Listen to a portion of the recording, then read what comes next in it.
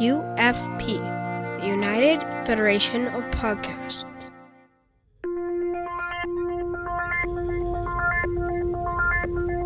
Engage. 78 years have passed since the days of the original USS Enterprise. Now a new Galaxy Starship has been designed.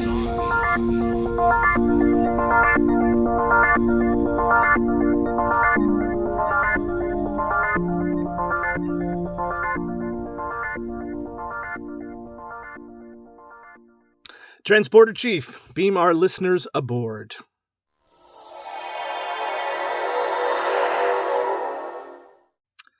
Welcome to Galaxy Class, a Star Trek The Next Generation podcast on the United Federation of Podcast Network. I'm your host, Diplomatic Standard Bearer Kevin Scharf. With me today are Counselor Amy Nelson and Joe Keegan. I am not sure what your title is today. What is your title today, sir? I don't really know. I don't have a new title. Yeah, I think I'm just going to default back to my original role aboard ship. I've not been doing anything really of note recently. No, nothing. Just head of astrophysics. You're not the head of packing and storage? No, the house is nice and tidy for anybody that wants to come and view it, to buy it. Please, any listeners who, if you get some spare cash lying around and you want a wee one-bedroom flat in Scotland, it's all yours for the right price. Yes. Sounds lovely. Please. I'm getting desperate. Well, I was telling my mother, she's like, I don't know if I can live in America if Trump gets elected again for 4 more years. And I said, don't worry, I got it all taken care of. If he gets elected, we're going to go move to Scotland. I have friends there. And so if you could just hold off on selling the house until after the election, because maybe my mom and I will come Please do. Get that place. Although I'm really convinced. I think I had a bit of a daydream that Trump is going to lose so badly. Like, are we allowed to talk about this? I don't know. I don't really care because I don't live in America. But yeah, it's going to get like, I don't know if you guys do it the same as we do it, but like, so you go vote and then later on in the day, there'll be big teams of people all over the country and like town halls and sports centres at tables, and they'll count all the ballots and put them in piles. And then ultimately they'll count up who got how many votes for whatever. And then at the end of the night, once they've done that, there'll be some official who's in charge of the whole process for that centre that will stand up in front of a mic on TV and say, okay, Mr. Joe Smith for the Republican Party got so many thousands of votes, and then somebody else got this many thousands of votes, and they declare this person the winner. So my wee daydream was Joe Biden. I think I made up middle names for them all. Like, I don't know, Joe Hydrogumph Biden got like 412 billion votes, and Donald Euthanasia Trump got 2 votes. Turned out to be him and Melania. So, don't know how true that is, but that'd be quite fun. I would laugh. I would wake up laughing. Yes. With joy. I have been that guy who counts the ballots at the ballot box in Canada. Yeah, the last couple of elections I've worked as a poll clerk. It's a good way to make a couple $100 and be part of the democratic process. And you just, at the end of the night, you open the box and you just count the number of X's. You put them into piles and see which ones are good and which ones are bad. And there was no standing in front of a mic in front of a TV camera, because my poll then would go to the head of the polling, the riding association, and yeah. And then they're the person who submits all the numbers. And then you just sit back and watch it on TV as the numbers roll in. That's cool. Nice. But here, all you do is mark an X on a piece of paper. It's not like in America where there's lots of levers and buttons and so many questions you have to answer. It's just, who do you want to represent you in Parliament? Yeah, this guy. same here. Done. Just put an X in the box. But no voting for dog catcher or chief mailman or sheriff or anything like that.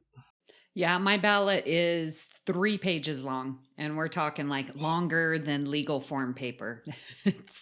Wow. I thought it was just a presidential election. Oh, we have our district judges, we have school board, we have 5 amendments to the Nevada Constitution. So, yeah, it's a long form. I suppose it makes sense to get all the voting out of the way, like do a bunch of votes at the same time. Yeah. But a pig to collate and record, isn't it? I take it they all get scanned.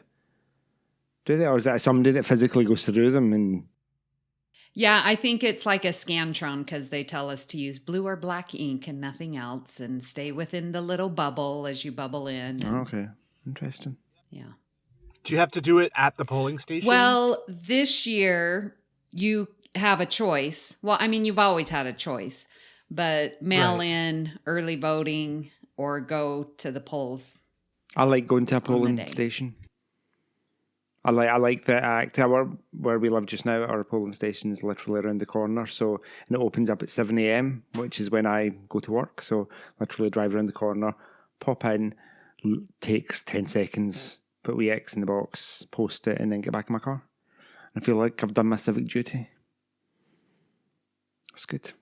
Empowerment. I have voted in every election since I turned 18. I have not. Proud to say. It's not that many, Joe Keegan. No, I said I have not. Oh, you have not. I thought you said that's a lot, like implying that I'm old. That goes without saying, Amy. Yeah, our listeners know how old you are.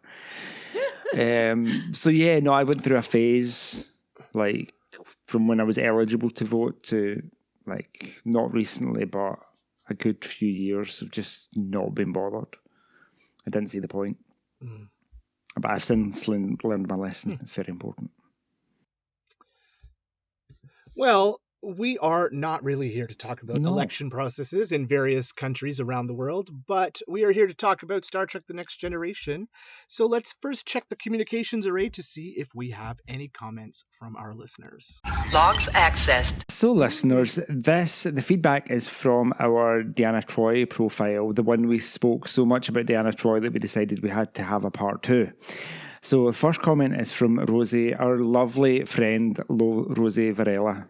The first comment is from our lovely friend Rosie Varela. Even though she receives a lot of information about literally everyone on the ship and everyone they encounter, she does not use her abilities to force any outcomes sooner than they could happen organically without people figuring it out for themselves. She asks good questions to help them reach clarity on their own. That's a really good point, Rosie. You'd think, given that her empathic powers and that kind of, it's not telepathy, but she's got a good feel of what people are thinking, that you could very easily use that for almost nefarious purposes. To always win at poker, to win it kind of in the price when they're bartering over the wormhole. Yeah, that'd be it. But she doesn't. So it's just a testament to the strength of her character. And she could be very clinical too, right? You could come to see her and say, "Oh no, I'm fine, everything's great," and then she senses and goes, "Nope, you're depressed. Here's a medication for you." But she doesn't do that either. She lets you work through it on your own as well. So. Yeah, that's the power and her brilliance of her counseling strategy. Even though she may sense what you are feeling, she's not going to push you and say, "You're feeling this way. You're thinking about this. You're wondering this," and sort of force those emotions on the person when they may not be ready for it. But again, as Rosie says, she allows them at their pacing organically to come to those feelings. And Deanna's like, "Yeah, I already knew that," in her head, of course. So thank you. Excellent. We have a comment from Michael Bentley. Hi, Michael. And hang with me, it's a little long, but so well worth it because, it's about Troy. It's very well written. It is. And he writes, "For me, Deanna's finest hour, and Marina's too, in terms of her performance, is in Star Trek Picard." Sorry, Joe. "Both the writing and acting are deeply moving, and Deanna has a huge influence on Soji, Picard, and ultimately at the events of the rest of the season. It's possible that Soji might not have changed her mind near the end of the finale had she not had that experience of trust with Deanna, Will, Kestra, and Picard on Nepenthe. Her other standout moment for me is in Generations, where she counsels Picard after he learns of the death of Renee and Robert. The gentleness, patience, and sensitivity with which she responds is incredible. Again, amazing acting from Marina here. When I studied counseling long ago, we learned the difference between basic empathy, where you show that you've understood what the other person is saying, and deep empathy, where you pick up on something they haven't said. Troy does that in this scene where she says, "You felt it was no longer your responsibility to carry on the family line." And Picard replies in a time almost with surprise, but with gratitude too. Yes, that's it, exactly. Troy empathized with something Picard was trying to find the words for, and thereby allowed him to express a crucial part of his grief. Both this and Nepenthe are extraordinary, and show what could have been much earlier if writers had consistently given Marina Sirtis material of this quality. I'm not saying she didn't have other great scenes, and at least 2 extremely good episodes, Face of the Enemy and Dark Page, but for me, Generations and Nepenthe are the highlights. Less seriously, I also have a real soft spot for her in A Fistful of Datas. Well, Michael, thank you so much. And I completely agree with your point. Well, of course, Generations, but in Picard and having that trust and building that relationship with Soji, that's probably what turned her at the end. So excellent point. Well, thank you for the feedback. I think it's time we should move on to our main discussion topic, our Batleth battle. This is the captain. Senior officers will report to my ready room immediately. So, this is our 4th in our series of battles where we pit 2 episodes against each other. 2 go in, 1 come out to determine eventually, a long time down the road, what the ultimate episode or story of Star Trek The Next Generation is. Today's battle is Final Mission versus Cause and Effect. I like both these episodes. This is going to be fun. Yeah, you told me those 2 episodes and I was like, oh my gosh, I can't choose. I sort of already in my head know, but I definitely could be swayed. Me too. Joe, how did you feel about it when you first heard about this particular matchup? Kind of no contest. Like the way... That's the way I felt when I first heard about it. I was like, no contest. But then I've just watched Final Mission, and there's lots more to it than I actually remembered. I love Cause and Effect. Like, it's a proper action adventure, isn't it? There's a mystery. There's that whole Star Trek problem-solving aspect. There's some science. It's just very, very cool. But Final Mission, there's a lot of character development and depth to it, and obviously Picard nearly dies, so yeah, I could be swayed as well. And listeners, you have to know that I'm not confused about which episodes this week. It's definitely Cause and Effect, and it's definitely Final Mission. Excellent. For some reason, I was getting Cause and Effect mixed up with Parallels, and and then I'm like, no wait, Cause and Effect. I know which one that is. So let us take a closer look at each episode. Oh, Amy, did you have something you need to say? That is so funny that you bring up Parallels, because when I was thinking about this matchup, I'm like, man, I am so glad Cause and Effect is not pitted against Parallels.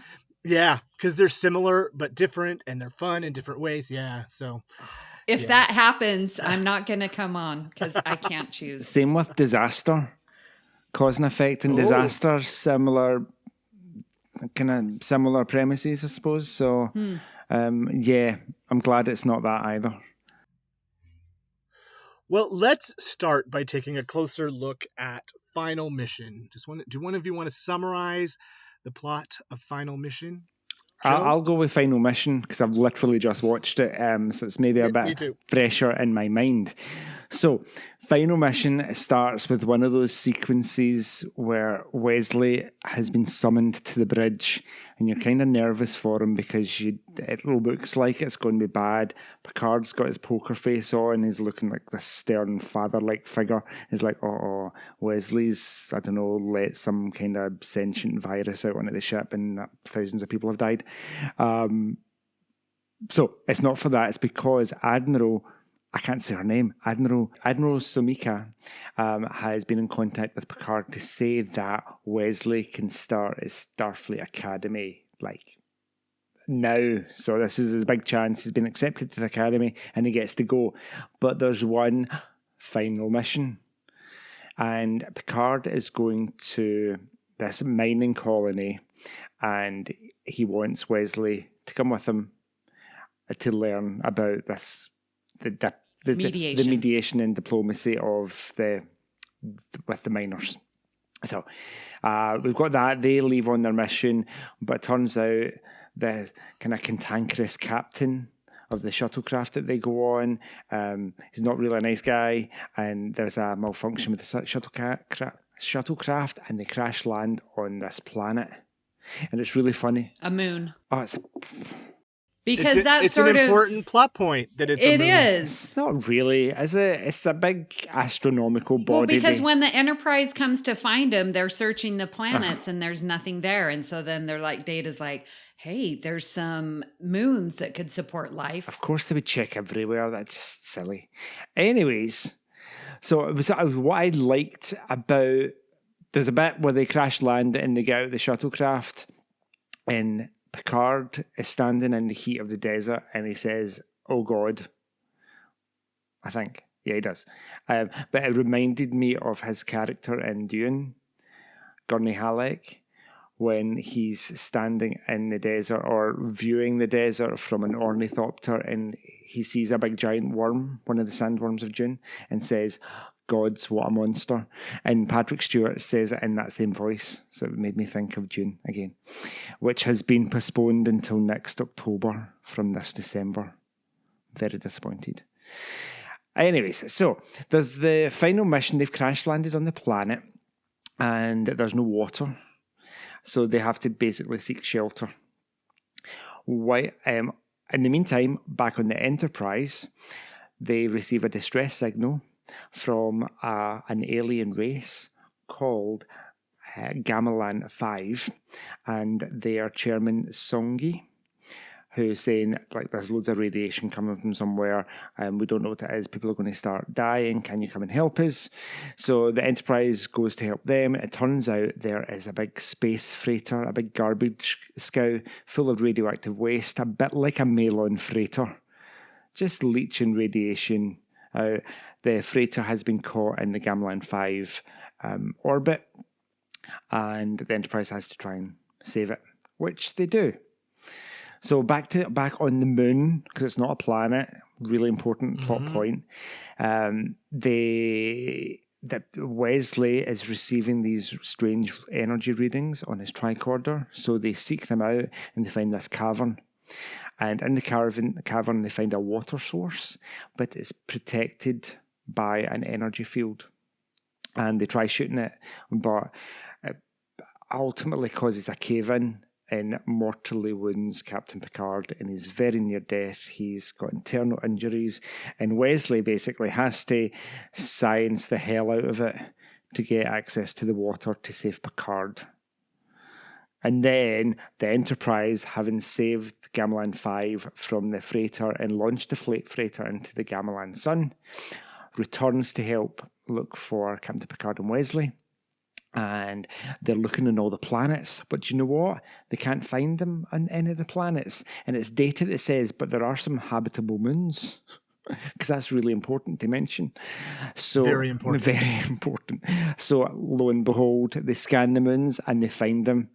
And next thing we see is Wesley. He's kind of collapsed. He's asleep. He's obviously very thirsty at this point, even though he's managed to get access to the water. He's sleeping, and his mummy beams down to save him. And that's the episode, and it finishes. Good job. Thanks. We got through it. Yeah, it was a nice, very succinct recap. Thanks. So, when we talk about the episodes, we usually talk about the plot, the guest stars, and the importance to Star Trek canon. So, really, there were two guest stars in this episode, right? The woman who was the head of the planet that was needed saving, Chairman Songi, and the captain of the shuttle. Durgo. Durgo. Either of those feel like memorable, important characters to you? How do the Gamelans eat pizza? That is a good question. I think they must have to liquefy all their food and suck it up through straws, Or just because that's the only way they could eat. Like cut it up into tiny bites and put it through the bars or the whatever they were. I think they must have forks where the prongs are very far apart, so they can only have 3 pieces of food at once, and it fits between the little dangly bits that hang over their faces, over their mouths. It was a very strange look. Good makeup, but it was an odd. It was an odd. Yeah, very good makeup. Odd evolutionary choice. Mm-hmm. And Captain Durgo, he kind of stereotypical, sort of crusty old sea captain type character, right? Absolutely. Have we seen him in anything? I don't think so. He's been in episodes of Farscape, The X-Files, and Lost. He was in 2010. He was in The Pacific. In 2011, he was in. Oh no, these are TV shows: The Pacific, City Homicide, Slide, and Killer Elite. No names I'm familiar with, although he was in the Deep Space Nine episode Honor Among Thieves. Honor Among Thieves. It's from season 6. Interesting. Yeah, he's not an actor I'm that familiar with, but I do get the impression that he sort of plays those sort of gruff characters quite often. So a couple of interesting points. Ever since knowing Joe and met him at STLV, I would always do the Celsius to Fahrenheit conversion because he was always complaining that Las Vegas was so hot. Well, you come in August, that's what you get. So in my mind, I've associated 43 degrees Celsius as being very, very hot because that's what it is here in Vegas. It's around 115. So when I heard them say it's 55 degrees Celsius on this moon, I was like, oh my gosh, that's got to be burning, because I know 43 is super hot. Right. So it definitely is. 55 translates to 131 degrees Fahrenheit, which I can't imagine being out in any length of time. No. I don't know. Is that too far-fetched? I think it made them having to get someplace for shelter vital. Like, it's vital, but you could do that at 120, not 131. Well, I think it just added to the urgency of the episode, right? Oh, so, definitely. Yeah. So I picked up on that. Thanks, Joe. And another very interesting fact. Do you remember the name of Durgo's shuttlecraft? I do not. No. The Nenebek, which is named after our good friend Larry Nemeczek. Jerry Taylor changed 2 of the letters to honor and to recognize his work on Star Trek. So it's the Nenebek, named after Larry Nemeczek. Interesting. I know. I was so happy when I found that, because like the very first time going to Southern California for one of the events on Paramount Studios when they were launching Star Trek Beyond, and they had a preview and a tour, and that's when they unveiled the Leonard Nimoy Way, and all the actors were there. It was this grand, oh my gosh, the best thing. And it was the very first thing that I had attended socially outside of Star Trek Las Vegas. I was listening to Trek FM, and they were having a giveaway. And so I emailed in and I was like, it happened on my birthday weekend in May. And I was like, please, I will drive to California. I know I'm in Las Vegas. I would love to get these tickets. And I got the tickets. And so I'm going there all by myself.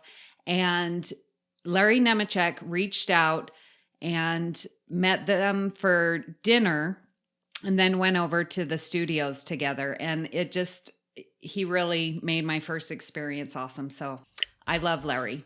Nice. Cool story. Very nice. Yeah, he is a very cool guy. I've met him a couple of times before. He's just really genuine, and he's not like, some famous people, they would just stick to their famous people crowd. He's like, he's a fan as well as a celebrity. So, and he's more fan than celebrity, I think. Talking about California though, Amy, because you mentioned California, the hottest temperature that has been recorded on Earth, according to my quick Google search, was Death Valley. In the Furnace Creek Ranch, and it was 56.7 degrees Celsius, which is 134.1 Fahrenheit.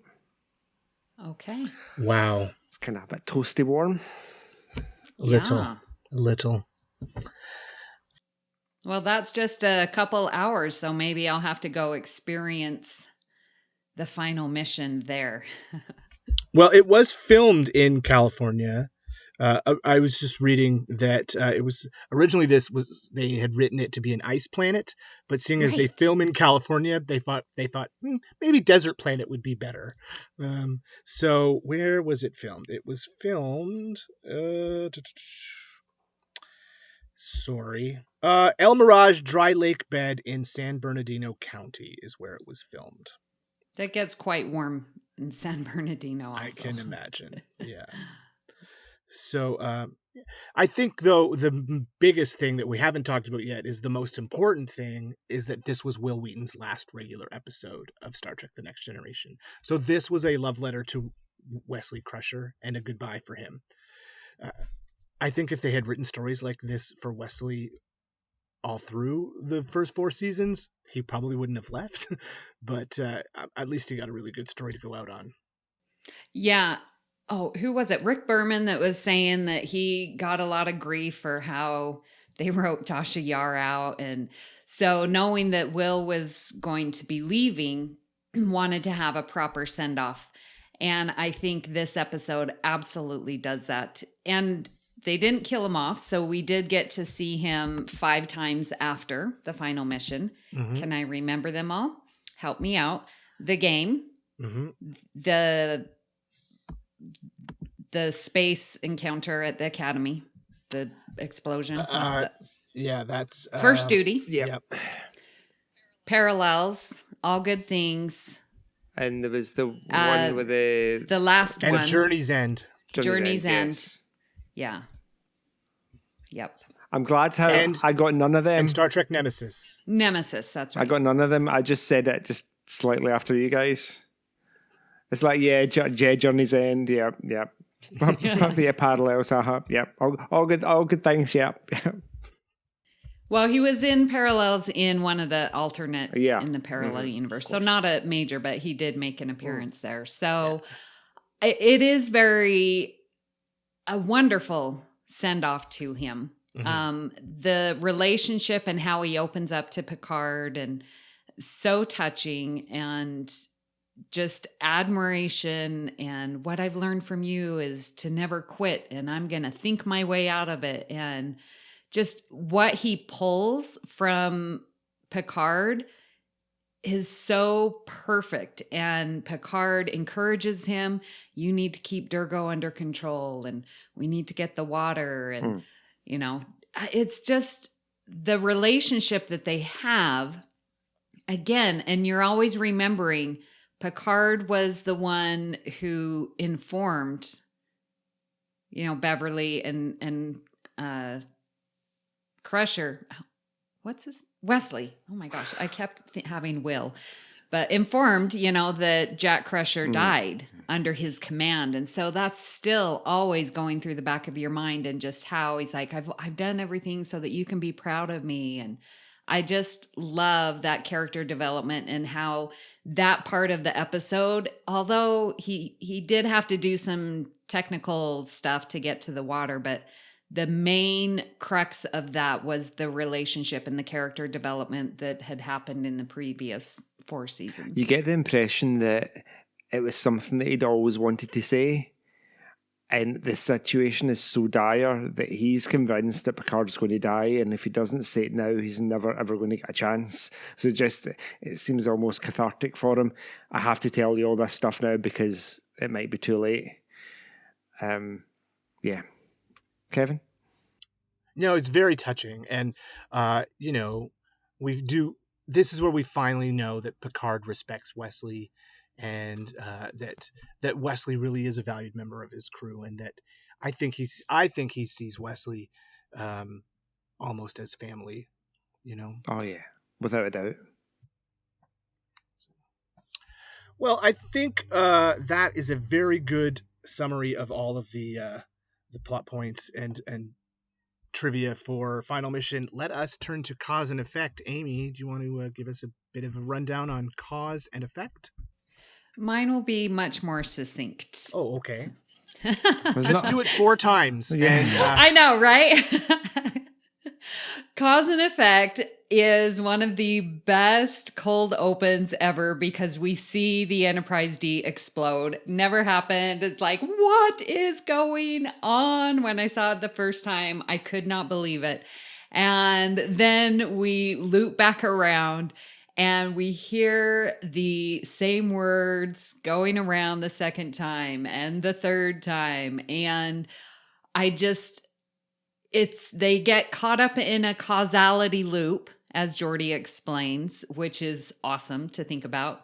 And they finally figure out a way to break the cycle, escape the explosion, save the ship, and then, ta-da, we have Kelsey Grammer come out of, how long was he in there? I forgot the years. 87 years or something like that? Yeah, 87 years. And all is well. Is that it? Mm-hmm. That's it. You forgot they play poker, and Geordi gets that's dizzy. in the loops. But Geordi, yeah, a that's major- the main highlight. You can't not And tell us Beverly about the breaks a lot of loops. stemware. Yeah, literally Oh. the creepiest part of the episode. Beverly hearing know. noises as she goes to bed. Oh, no. The creepiest part for me, and I've said this before previously, the breaking of the glass. That sends chills. And I was telling Kevin, I have seen this episode so many times, but every time I hear the glass break, especially the last one when it's off screen and you only hear it, you don't see it, it sends chills down my spine because to me, it represents the idea, does Star Trek believe in predestined or choice?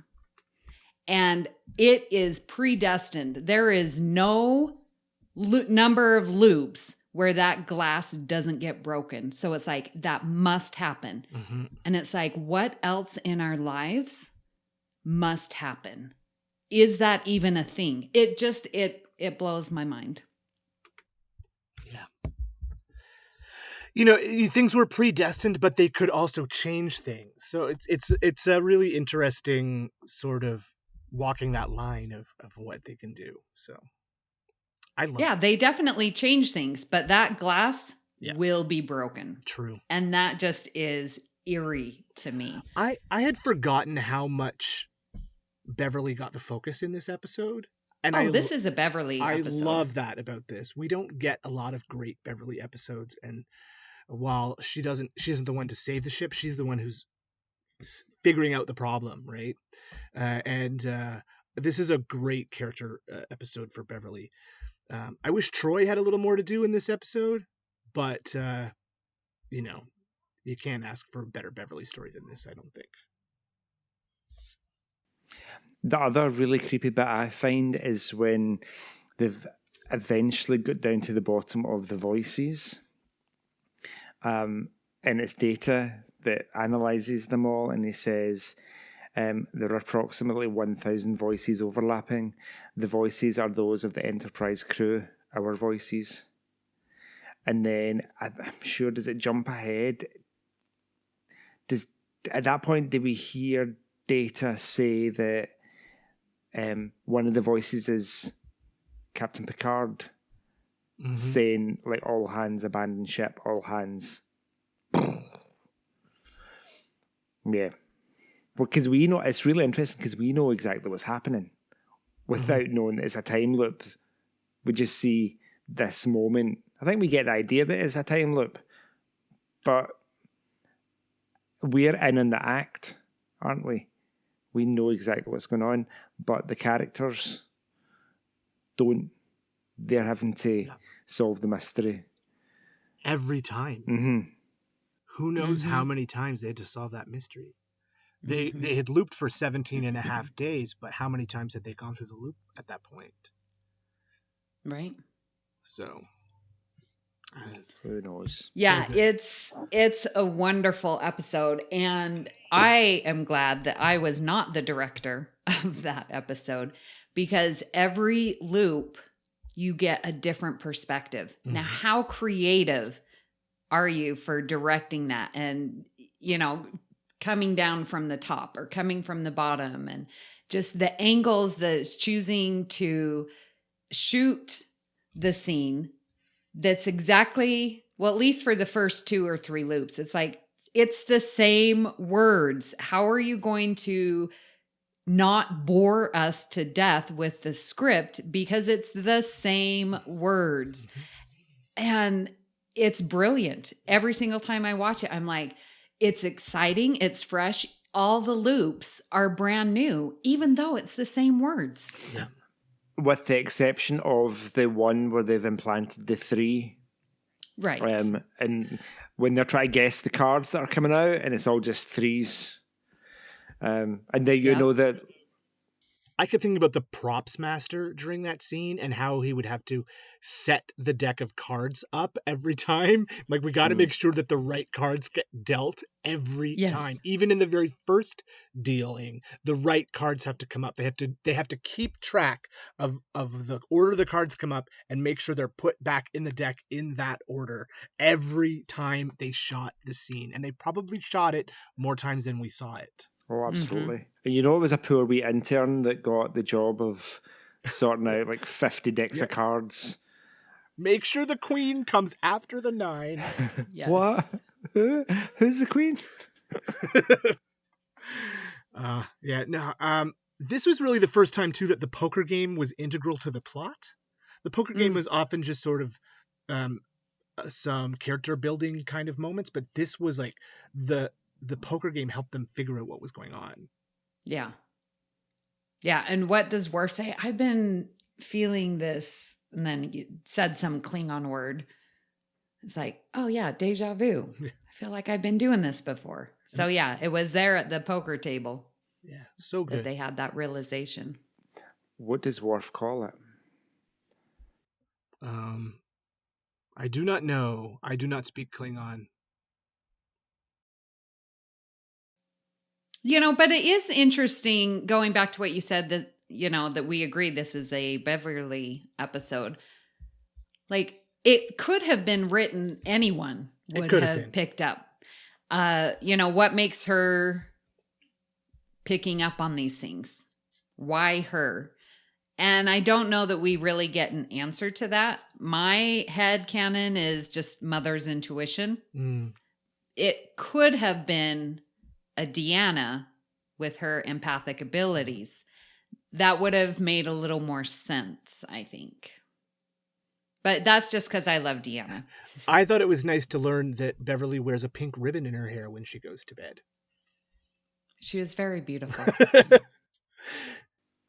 You got to know she doesn't. Maybe she just ties her hair up when she goes to see Picard in the middle of the night, because there's a scene where she's getting herself ready for bed. She has the deja vu, and then she calls Picard and goes to see him. And while they're together and he's made her hot milk, she's got her hair tied up in a pink ribbon. I'm like, oh, that's an interesting choice. Well, maybe she needs the hair pulled back so when she's trimming her little flowers, her little orchids, that, her hair doesn't come down. Maybe, perhaps. But it's a good look for her. She should have worn a pink ribbon more often. Yes. It's a bit of a strange choice. I think it's a bit of a strange... It seems almost Victorian. Oh, yeah. Well, she does love ancient Scottish Don't get me started.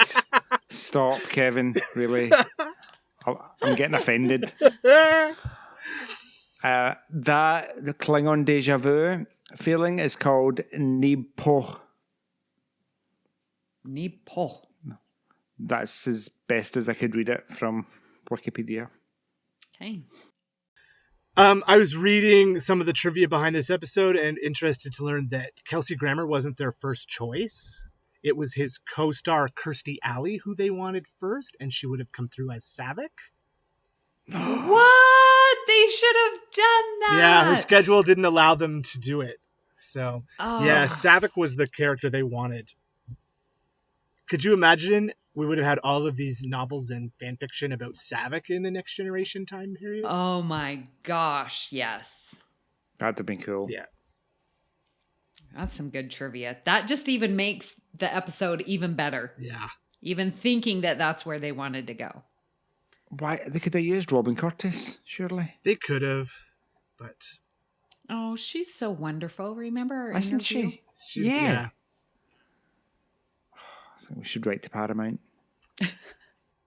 This is another episode in the Riker Saves the Day at the Last Moment series that we've sort of come to expect out of the last couple of new Star Trek series. Riker saves the day at the last minute. In this case, it was Riker's idea, not Data's, that saved the ship. Data was wrong. Imagine that. That was very nice to see. Yeah. Actually. Yeah.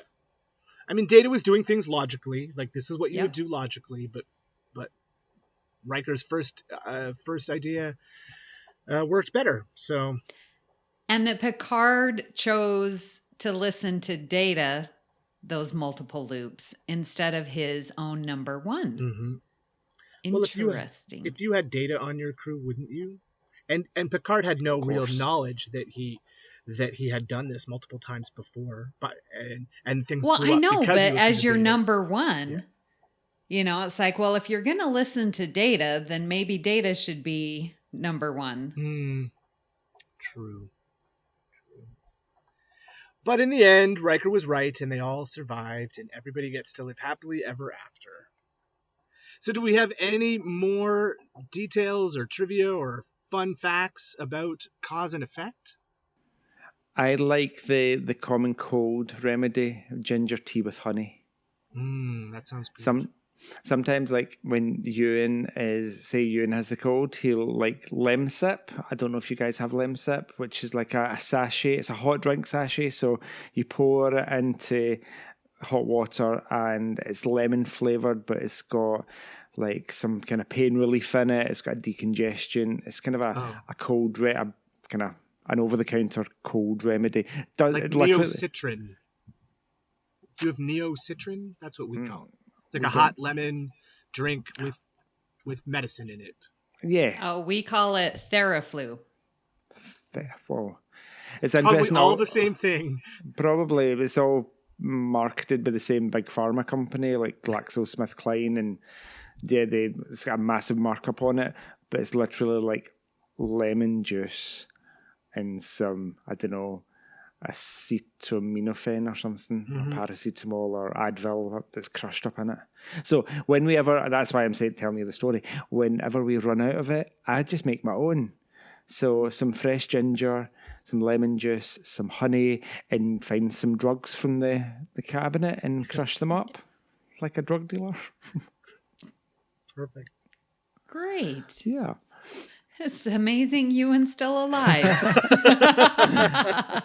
Last time I checked, he was alive. Yeah, barely.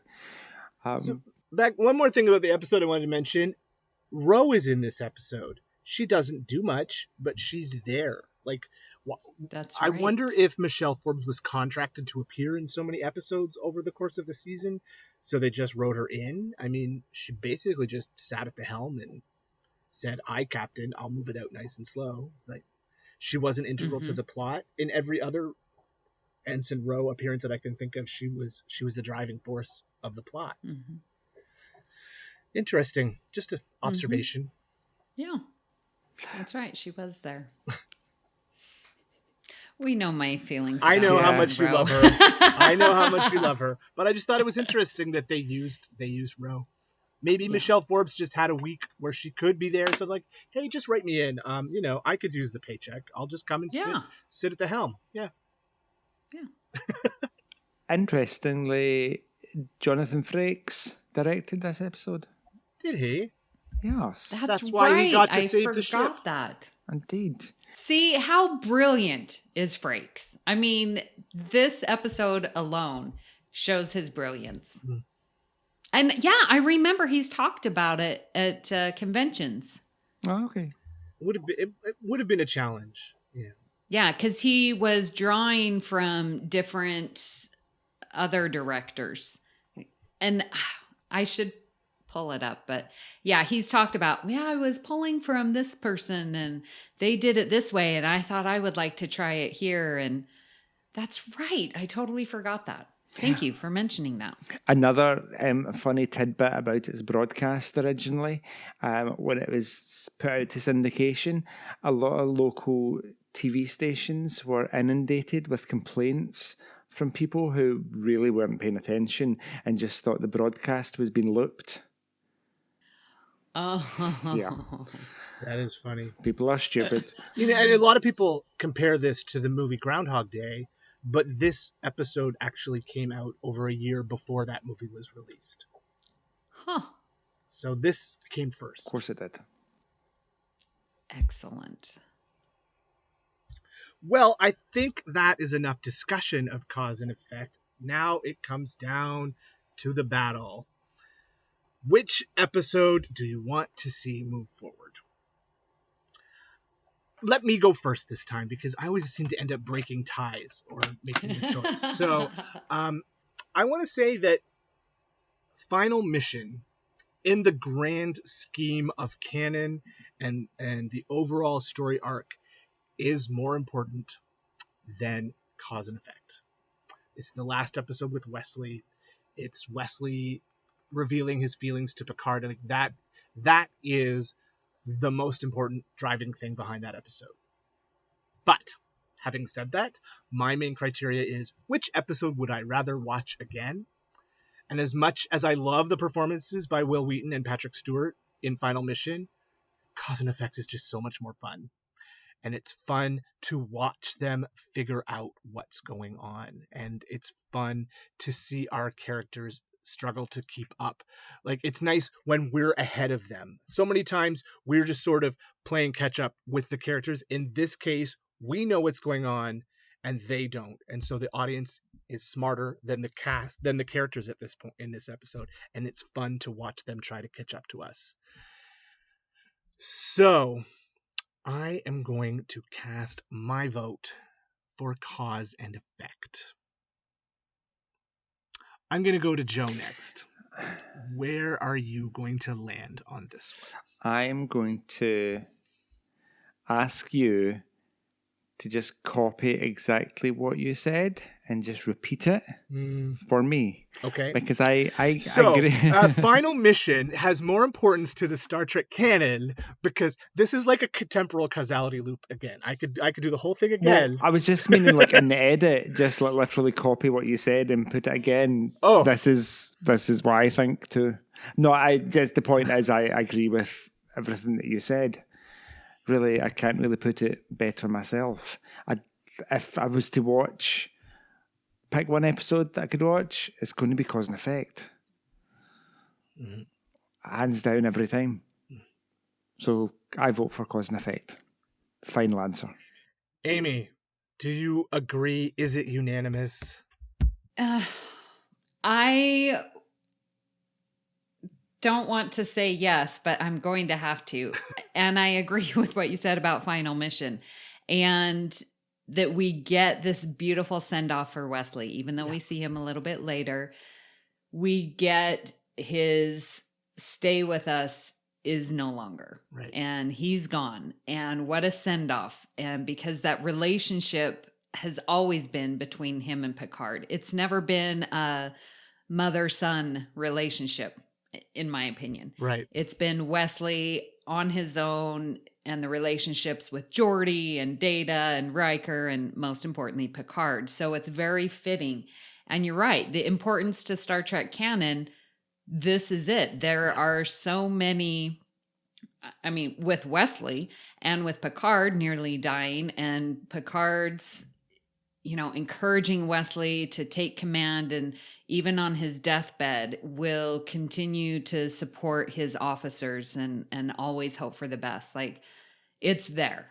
And with my new finding of Nenebek shuttlecraft named after Nemechek, I think that's even, pushes Final Mission up a notch. However, with that said, Cause and Effect is one of my favorites. I don't know that I can say the favorite, but however, when people have asked me, what's your favorite? It's always Cause and Effect and Parallels. Right. When people ask, what's a good first episode to watch? I go with Cause and Effect because Parallels, you need to understand the characters a little bit more. Cause and Effect is a wonderful jumping in point because you don't need to understand the character dynamics or the relationships because you're getting it and you're seeing it over and over again. So it is an incredibly fun, well-produced episode that represents this Star Trek and the mind gymnastics that you have to do. Causality loop. I've never even heard of that, So yeah, I have to go with Cause and Effect. It's unanimous. All right. So it is unanimous. Cause and Effect will move on to the next round. And again, because of the strange number of things in the tournament bracket, it will face off against an episode that got a bye in the first round. And that episode is Allegiance, which I cannot think of what that episode is off the top of my head. I will have to look that up. Picard gets kidnapped along with a Nausicaan and a Bolian and a cadet. And they're in like a rat maze because they're being tested. Well, it's not a rat maze. It's just they're in a room. I know. With 4 beds in it. Exactly. Right. That's a metaphor. Oh, right. There's the young Bolian cadet. There's nothing rat maze like it. Yeah, because they're testing. No, but it's not a rat. They're being tested on. It's not a rat maze. It's an escape room. Yes, that's more apt than a rat maze. Oh my gosh, I'm getting bullied over here, listeners. So that will come up later in the tournament when we come back to Cause and Effect. But our next Batleth battle in a few weeks will be the final episode of Star Trek The Next Generation, All Good Things. Against? Versus. Yeah, tell me. A season 1 episode, Conspiracy. Oh my goodness. Brandon Shea's gonna have to put his vote in as well. I hope all of our listeners let us know what they think. We'll put a social media post up before this gets posted and we can see what the audience vote is before the episode gets released. I think that will be fun. And please, we should be doing polls. We should be doing a poll. And so we'll do that. And once you have listened to this, please give us your feedback on the outcome of this Batleth battle. I was so sad, and I knew that Cause and Effect would win, but I was just so sad that the Final Mission was taken out in round 1, this first go around. And I was like, it deserves so much more. Yeah. It just went up against and sometimes that sometimes that happens. Sometimes it's just the way that the randomized list panned out, and it's gonna happen. And we'll see where we go from here. Incoming transmission. We like I said, we would love to hear your thoughts on today's show, and we hope you will comment on our United Federation of Podcasts Facebook page or join the Federation Council chambers. You're welcome to start conversations with us or add any general Star Trek info you want to share with the group. If you'd like to send us an email, you can email the network at contact@ufp.earth, and we might read your email on the show. Please hit the subscribe button on Apple Podcasts or wherever you get your podcasts and leave us a star rating and written review. That helps others to find the show. You can also follow the entire network's podcasts with our master feed by searching United Federation of Podcasts.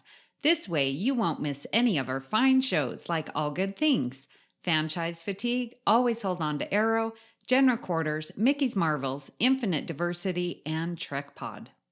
So, Joe. Yes, Amy? What section of the ship can you be found on?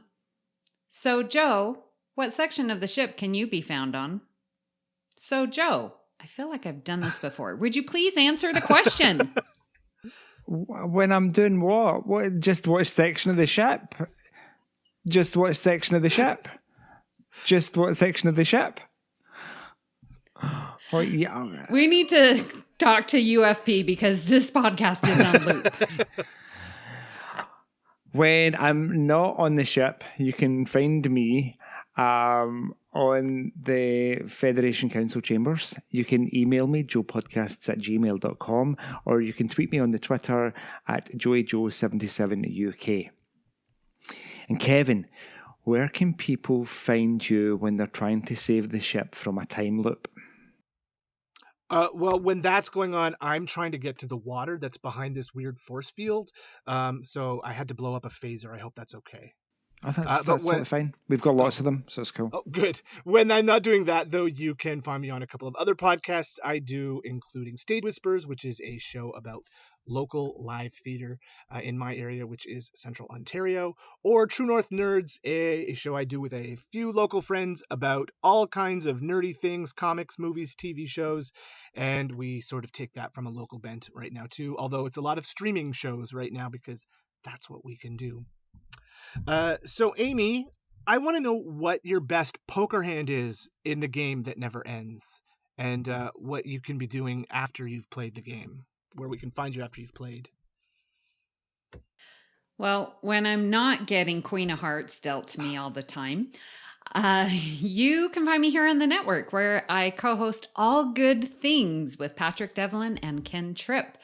I am on Twitter at Miss Amy Nelson. I'm, of course, in the Federation Council Chambers, and I'm starting back with my Discovery coverage on Union Federation podcast. I know, it's very difficult. Both of them are UFP. But that is on the Fandom Podcast Network with my good friends Haley Stoddard, Kyle Wagner, and Kevin Reitzel. Wow, you're busy. Yeah, picking that up, talking Discovery. And I want the Orville to come back. So when that's when I'm on that show as well. So. Priority 1 message from Starfleet coming in on secured channel. If you'd like to help us keep all our shows coming to you each week, you can become a patron of the network on Patreon. Visit patreon.com/UFP Earth. That's patreon.com/UFPEARTH to get all the details. We have 4 different levels starting at just $1 per month and would appreciate any support you can give us. We would like to recognise our executive producers, Brandon Shumatala, Ken Tripp, Zach Moore, and Tony Robinson. We would also like to thank Zach Tripp for our opening and closing music, and Tony Robinson for our amazing artwork. Thank you for beaming aboard the Galaxy class, and until next time... Turn a disadvantage into an advantage. 4, 10, 7, Queen, 9, Jack, 4, Deuce, 6. Perhaps you should beam aboard our ship. There's something we need to discuss.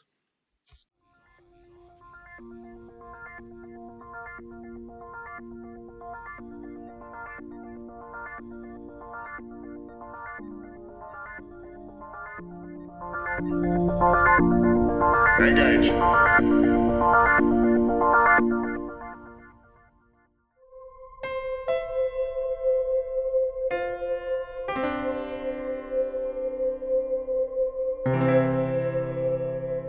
This has been a production of MTMR Media Works.